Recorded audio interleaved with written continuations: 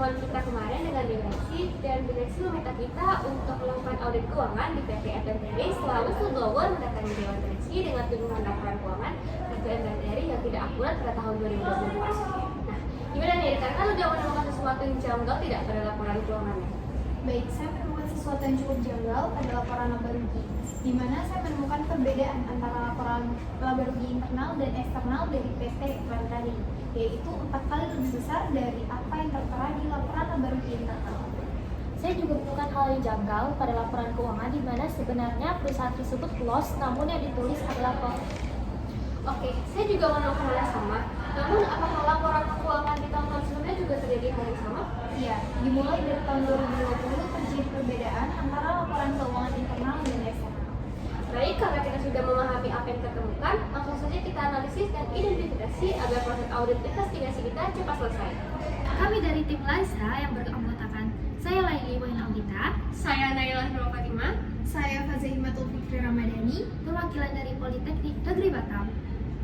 Untuk mengidentifikasi adanya fraud atau tidak dalam kasus ini, kita akan berpedoman pada standar profesionali akuntan publik di USA Generally Accepted Auditing Standards, mentaati kode etik Ikatan Akuntansi Indonesia dan aturan etika profesi akuntan publik serta mematuhi standar pengendalian mutu. Baik, di sini ada 5 tahap prosedur audit investigasi pada kasus ini. Nah, yang pertama yaitu pengelolaan informasi awal, di mana kita mendapatkan informasi melalui data dari berbagai sumber, seperti laporan masyarakat, media, dokumen tertulis dan gambar, lembaga terkait, serta audit yang dilakukan secara berkala. Yang kedua itu ada perencanaan.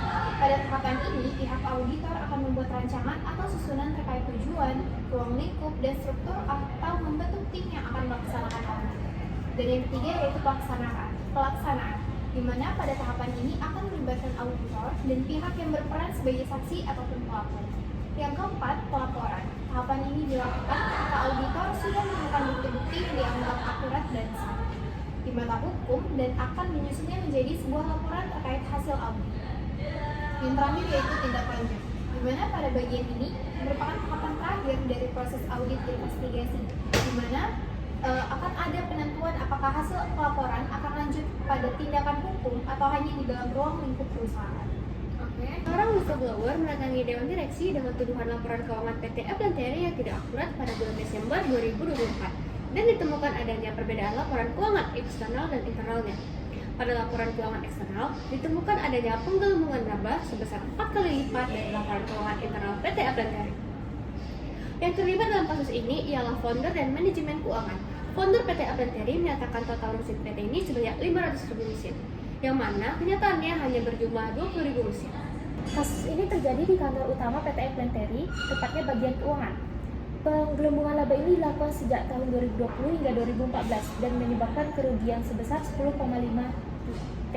Baik, berdasarkan teori dari fraud hexagon, terdapat beberapa motif yang terjadi pada kasus ini. Yang pertama, pelaku mendapatkan tekanan sebagai petinggi yang mempunyai kepentingan untuk mendapatkan investor sebanyak-banyaknya. Yang kedua, dengan posisi yang tinggi, pelaku merasa memiliki kuasa untuk melakukan penggelapan laba bersama dengan bagian manajemen keuangan. Yang ketiga, kurangnya pengendalian internal dari perusahaan memberikan peluang kepada pelaku untuk mengambil kesempatan melakukan penggelapan laba. Yang keempat, pengabdian pelaku ke perusahaan sejak perusahaan ini berdiri membuat pelaku merasa apa yang telah dilakukan sah-sah saja. Yang kelima, pelaku merasa apa yang telah dilakukan memberikan keuntungan kepada perusahaan karena banyaknya investor yang datang. Dan yang keenam, diketahui bahwasanya manajemen keuangan perusahaan telah bekerja sama dengan founder dalam memanipulasi laporan keuangan. Dan hal ini terjadi karena PT FNTRI memberikan tawaran kepada investor untuk melakukan investasi melalui penyajian laporan keuangan yang memiliki potensi besar. Dari analisis 5W1H tadi, ditemukan hipotesis adanya fraud dalam penggelembungan dana dari PT FNTRI dengan skema perbedaan informasi laporan laba rugi dari eksternal dan internal perusahaan. Beberapa prosedur pelaksanaan audit investigasi adalah inspeksi, pemeriksaan dokumen secara rinci dan memeriksa kondisi fisik laba rugi PT FNTRI. Lalu pengamatan, tim auditor akan menilai pelaksanaan aktivitas dari PT FNTRI. Lalu konfirmasi, tim auditor akan meminta informasi langsung dari sumber pihak ketiga yang independen. lalu permintaan keterangan, pengumpulan informasi secara verbal oleh tim auditor. Bukti yang diperoleh dari prosedur ini meliputi baik bukti verbal maupun dokumenter. Lalu penelusuran, menelusuri informasi mulai dari saat data pertama kali dicatat dalam dokumen, kemudian melanjutkan dengan mengisi proses pengolahan data tersebut dalam sistem akuntansi. Lalu pemeriksaan dokumen pendukung, peninjauan dokumen-dokumen yang mendukung suatu transaksi atau data keuangan untuk mengevaluasi kewajaran dan kebenarannya. Selanjutnya, membandingkan dokumen-dokumen tersebut dengan catatan akuntansi yang relevan. Lalu penghitungan fisik terhadap aset berwujud seperti uang tunai dan verifikasi semua formulir bernomor urut yang dicetak. Lalu scanning, peninjauan cepat terhadap dokumen, catatan, dan daftar untuk mengidentifikasi elemen-elemen yang tampak tidak biasa dan membutuhkan penyelidikan lebih lanjut. Setiap temuan yang berhasil diperoleh pihak auditor akan dirangkum menjadi suatu laporan hasil audit yang akurat dan dapat diberikan kepada pihak PT Eplanetary atau para pemangku kepentingan lainnya.